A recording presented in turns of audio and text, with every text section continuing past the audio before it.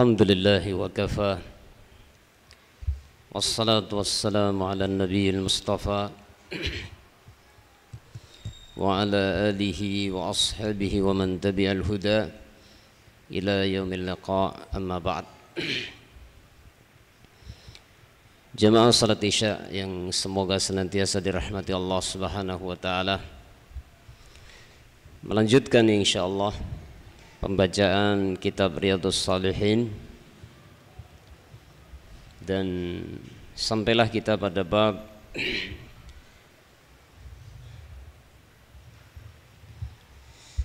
an-nahi an izhari syamatati bil muslim. Babun nahi an izhari syamatati bil muslimi. Bab yang menerangkan tentang larangan menampakkan syamatah terhadap saudara muslim yang lain. Apakah yang dimaksud dengan syamatah? Syekh Salim bin Aid Al-Hilali hafizahullah ta'ala menerangkan yang dimaksud dengan syamatah adalah al-farhu bimusibatin nazalat bimuslimin, merasa senang, merasa gembira dengan adanya satu musibah yang menimpa saudara muslim yang lain. Jadi bab ini menerangkan tentang larangan menampakkan syamatah terhadap seorang muslim. Yang disebut syamatah, kata Syekh Salim bin Aid Al-Hilali, al-farhu bimusibatin nazalat bimuslimin, merasa gembira atau merasa senang, bahagia dengan adanya musibah yang menimpa saudara muslim yang lain. Musibah apa saja. Dan sesuai dengan apa yang beliau jelaskan di sini, yang dijelaskan oleh Syekh Salim bin Aid Al-Hilali tentang pengertian syamatah tersebut, maka begitu jelas apa yang semestinya dilakukan oleh seorang muslim, apa semestinya yang dirasakan oleh seorang muslim ketika melihat ada saudaranya tertimpa satu musibah, yakni bukan bergembira, bukan merasa senang, bukan merasa bahagia dengan musibah yang menimpa saudaranya, akan tetapi sebaliknya seharusnya turut serta berduka, turut serta merasakan kesedihan atau penderitaan yang dialami oleh saudara muslim yang lain. Adapun sikap merasa gembira tatkala ada musibah yang menimpa kaum muslimin secara umum atau seorang muslim, maka para ulama sebagian mengkategorikan hal tersebut adalah min sifatil munafiqin, termasuk di antara sifat perilaku orang-orang munafikin yang banyak disebutkan di dalam Al-Quran. Tatkala Rasulullah bersama para sahabatnya mengalami kekalahan di berbagai medan perang, maka orang-orang munafikin merasa senang dan bahagia. Sebaliknya, ketika Rasulullah dan para sahabat mendapatkan musibah berupa kekalahan, maka orang-orang munafikin merasa gembira, akan tetapi kalau mendapatkan kemenangan terbalik. Ketika Rasulullah dan para sahabatnya mendapatkan kemenangan dalam peperangan, maka mereka bersedih. Jadi ada dua sifat yang bertolak belakang, yang ini tidak selayaknya dimiliki oleh seorang mukmin. Ketika ada saudara kita mendapatkan musibah, seharusnya kita merasa sedih. Ketika saudara kita mendapatkan kenikmatan, seharusnya kita bahagia.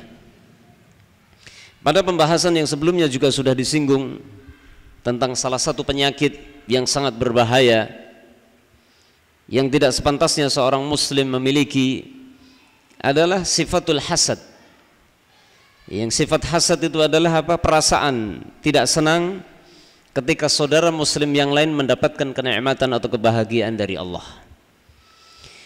Adapun dalam pembahasan kita ini adalah izharus syamatah.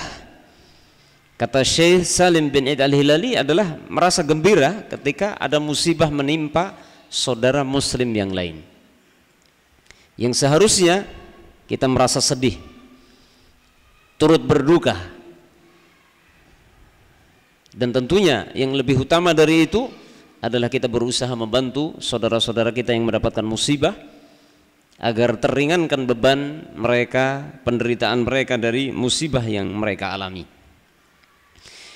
Kemudian Syekh Shalih Utsaimin rahimahullahu taala, beliau mendefinisikan syamatah dengan definisi yang sedikit berbeda. Akan tetapi walaupun sebenarnya pada hakikatnya ada sisi kesamaannya. Beliau mengatakan, amma syamatatu fahiya ta'yiru bidzam aw bil amali aw hadithatin taqa'u 'ala al-insan aw ma ashbaha dzalik fayushi'uha al-insan wa yubayyinuha wa yudhiruha.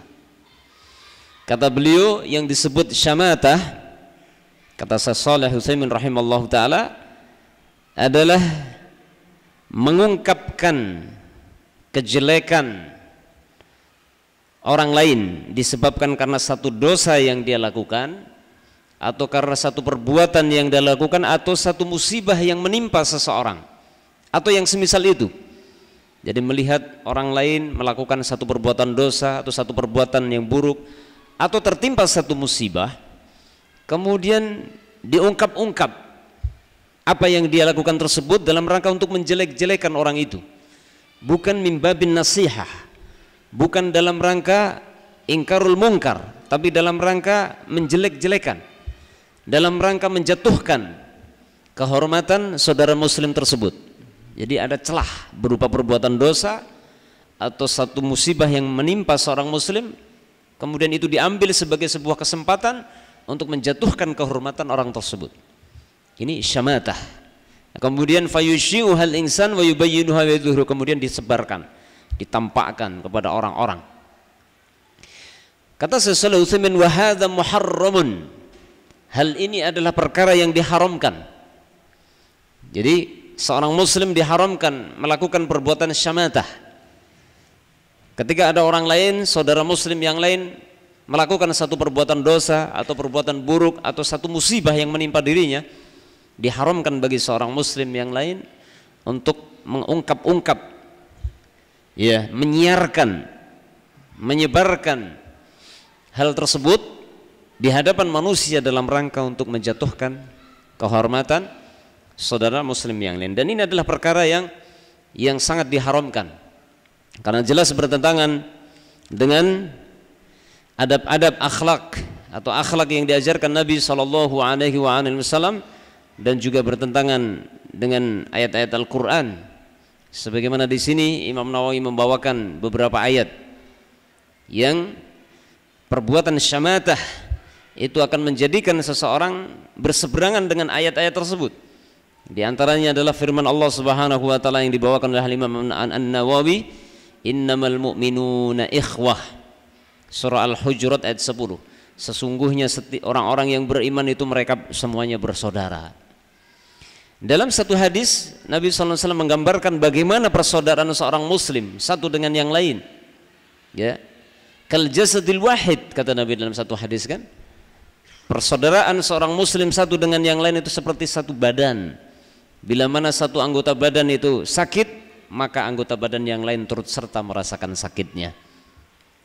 Bukan malah sebaliknya, ya, antum punya tangan, punya kaki, punya anggota badan, ya, misalkan kaki antum sakit, kan nggak mungkin tangan kita ini bersyukur atau malah sekalian ambil batu, sekalian, enggak kan? Enggak akan pernah terjadi. Ya, semua anggota badan kita ini satu saja ada yang sakit, maka anggota badan yang lain akan turut serta merasakan sakitnya, bahkan akan berusaha membantu mencarikan obat dan sebagainya. Itulah persaudaraan seorang mukmin satu dengan yang lain. Ya. Sehingga syamatah tidak akan ada pada diri seorang mukmin sejati. Seorang mukmin yang benar-benar memiliki iman yang baik tidak akan pernah memiliki karakter yang disebut dengan syamatah. Ya. Baik syamatah pengertian yang pertama yang dibawakan Syekh Salim tadi, atau pengertian yang kedua yang dibawakan Syekh Muhammad bin Shalih Al-Utsaimin rahimahullahu taala. Allah Subhanahu wa taala juga berfirman di dalam ayat yang lain, surah Nur ayat 19, innal ladzina yuhibbuna an tashi'al fahishatu fil ladzina amanu lahum adzabun alimun fid dunya wal akhirah. Sesungguhnya orang-orang yang suka, senang perbuatan keji itu tersebar, tersiar di tengah-tengah orang-orang yang beriman. Jadi senang kalau ada perbuatan keji, perbuatan dosa tersiar di tengah-tengah kaum muslimin.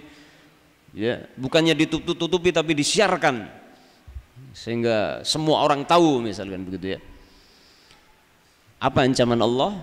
Lahum azabun alim fid dunya wal akhirah. Maka mereka akan mendapatkan azab yang sangat pedih baik di dunia ataupun di akhirat. Ya, syamatah berseberangan dengan ayat-ayat itu. Maka sudah sepantasnya kita sesama kaum mukminin tidak melakukan hal itu. Ya, apalagi kita yang diberikan anugerah oleh Allah berada di sebuah komunitas yang mudah-mudahan ini adalah komunitas yang baik, ya, komunitas yang lebih dekat dengan agama Allah yang insyaallah taala, maka kita harus jaga. Ukhuwah itu harus dijaga. Ya, tidak boleh ada celah yang menjadikan sebab terjadinya an-niza' atau bahkan perpecahan, perselisihan, atau bahkan sampai tingkat permusuhan satu dengan yang lain disebabkan hal-hal seperti yang disebutkan di sini, apa yang disebut dengan syamatah. Kemudian penulis Al-Imam An-Nawawi membawakan sebuah hadis dari Wasilah ibn Al-Asqa yang terdapat dalam riwayat Imam At-Tirmidzi dengan sanad yang hasan. Beliau bercerita, qala Rasulullah sallallahu alaihi wasallam. Rasulullah sallallahu alaihi wasallam bersabda, la tuzhiri syamatata li akhika fayarhamhullah wa yabtalika. Jangan sekali-kali engkau tampakkan syamatah, ya, perasaan senang atas bencana yang menimpa saudaramu, ya, atau tadi, ya, satu keburukan atau satu dosa yang dilakukan oleh saudaramu, jangan kau tampak-tampakkan gitu. Fayarhamhullah, maka bisa jadi Allah akan merahmati saudaramu tersebut. Ya. Ini keuntungan bagi orang yang ketika Allah Subhanahu wa taala berikan cobaan berupa musibah atau terjerumus ke dalam satu perbuatan dosa, kemudian perbuatan itu diketahui orang, kemudian ada orang-orang yang berusaha menyebarkan kejelekan itu, ya, menyiarkan ke sana kemari, maka justru orang tersebut beruntung. Kenapa? Fayarhamhullah. Ya, makanya ini adalah satu kabar gembira bagi kita-kita orang yang beriman, insyaallah. Kalau antum punya aib, punya cacat, kemudian kok aib dan cacat itu terbuka sehingga semua seantero kampung tahu semua, misalkan, antum bersyukur saja kepada Allah. Tentunya semakin mendekatkan diri kepada Allah, ya, bukan bersyukur dalam pengertian antum bahagia, bukan. Ya, antum, ya, itu adalah satu anugerah. Jadi jangan membenci orang yang menyebarkan. Sebagaimana contoh yang dilakukan oleh Ibnu Taimiyah, bagaimana beliau memberikan hadiah, ya, penghargaan kepada musuhnya, seorang ahlul bid'ah yang menyebarkan fitnah, padahal itu fitnah, ya, bukan kesalahan yang dilakukan Ibnu Taimiyah, tapi beliau berterima kasih justru memberikan hadiah. Kenapa? Karena ghibah, ketika seseorang dighibah oleh orang lain, maka orang yang menghibai ini sama saja memberikan kebaikan kepada orang yang dihibai, dan sebaliknya dia mengambil dosa orang yang dihibai tersebut. Maka demikian orang yang melakukan syamatah ini secara tidak langsung dia memberikan kebaikan kepada orang yang dia berikan syamatah tadi, kemudian sebaliknya diambil kejelekannya. Ya. Kemudian apa yang terjadi? Fayarhamullah, maka bisa jadi Allah akan merahmati orang tersebut, saudaramu, wa yabtalika, dan justru sebaliknya Allah akan memberikan malapetaka kepada dirimu. Nasallallahu alaihi wasallam. Ini ayat ikhwah, ancaman dari seorang shadiqul masduq Rasulullah sallallahu alaihi wasallam bagi orang-orang yang senang melakukan syamatah untuk saudaranya. Maka kita harus sangat berhati-hati. Itu jelas bertentangan dengan akhlak dan yang diajarkan oleh Rasulullah SAW dalam banyak hadis.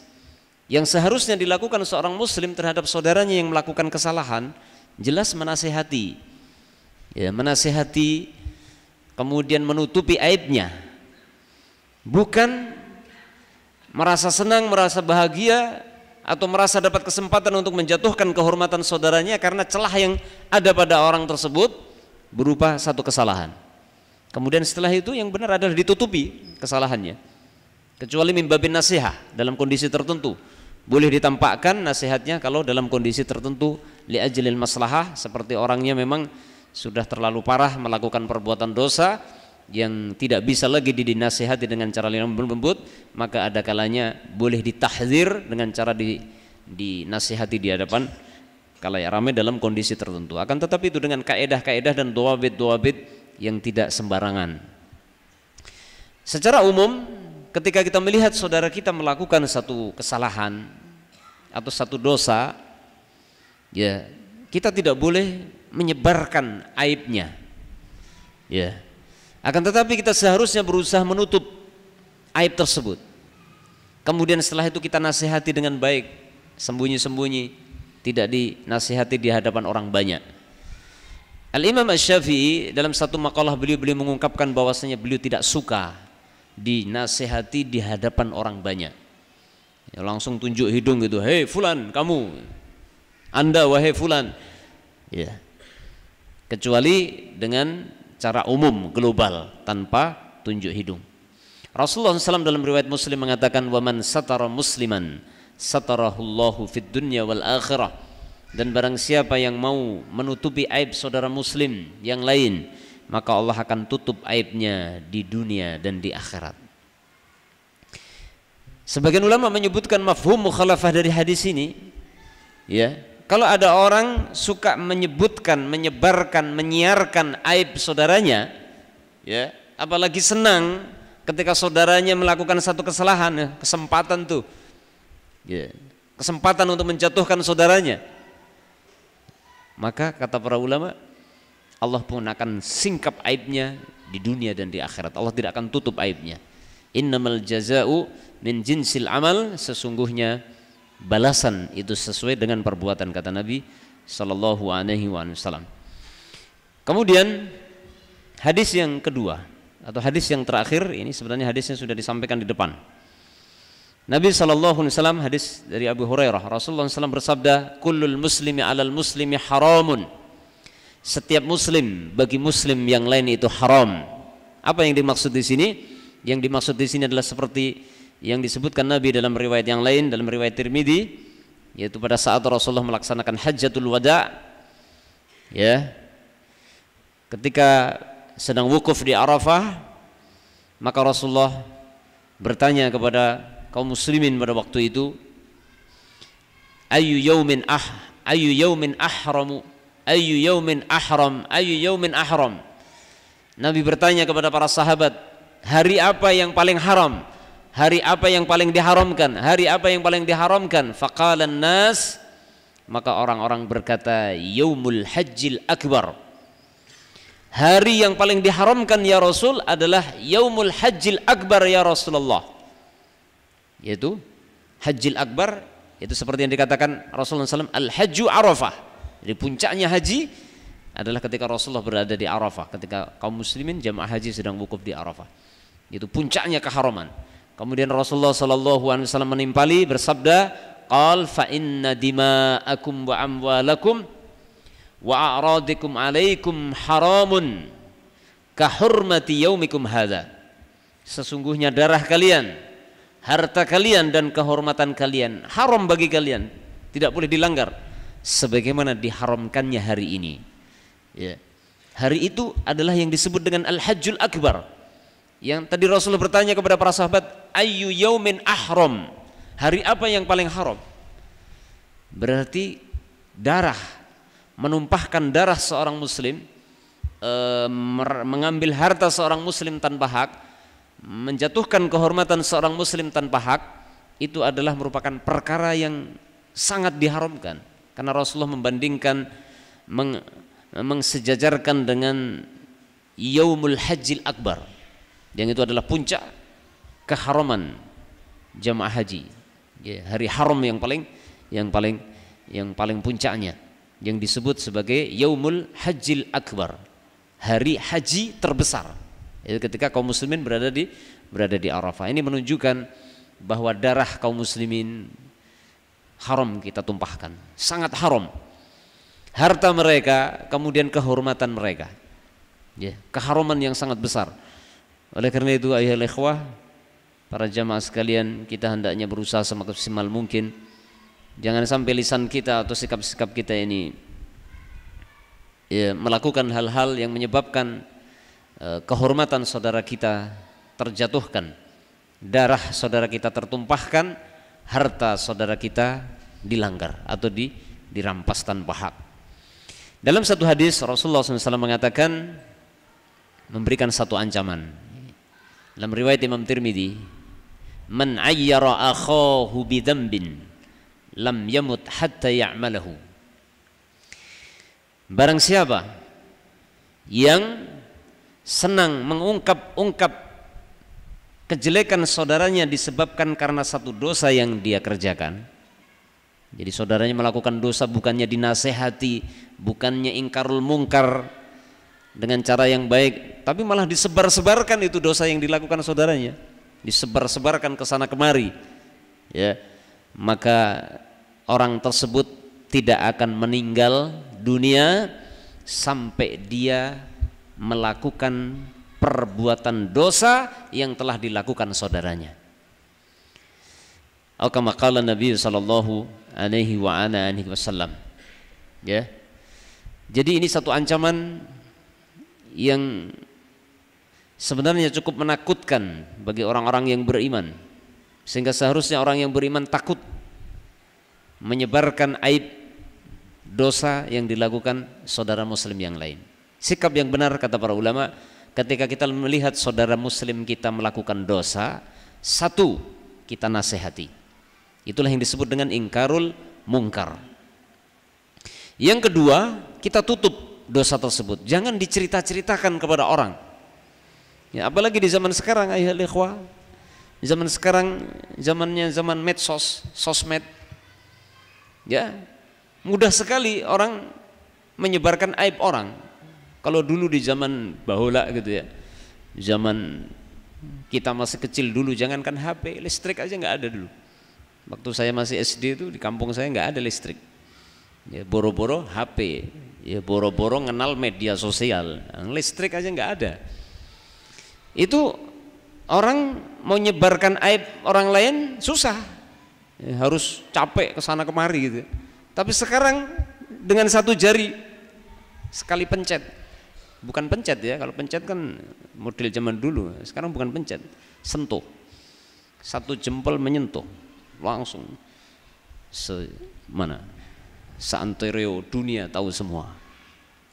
Ya, maka di zaman sekarang tentunya kita lebih dituntut harus lebih hati-hati menggunakan alat-alat tersebut, media-media tersebut. Ya, apalagi sekarang banyak grup-grup WhatsApp, ada lagi Instagram, Facebook dan segala macamnya itu. Subhanallah. Dalam hitungan detik, bukan jam, bukan hari, kita bisa menyebarkan aib saudara kita, dosa saudara kita bisa tersebar seantero dunia, dan tentunya dosa kita akan semakin besar. Nasallahu salamul afiyah. Demikian yang bisa disampaikan, mudah-mudahan Allah Subhanahu wa taala menjaga kita semua, lisan dan anggota badan kita dari tergelincir di dalam hal-hal yang diharamkan seperti melakukan syamatah dan lain sebagainya.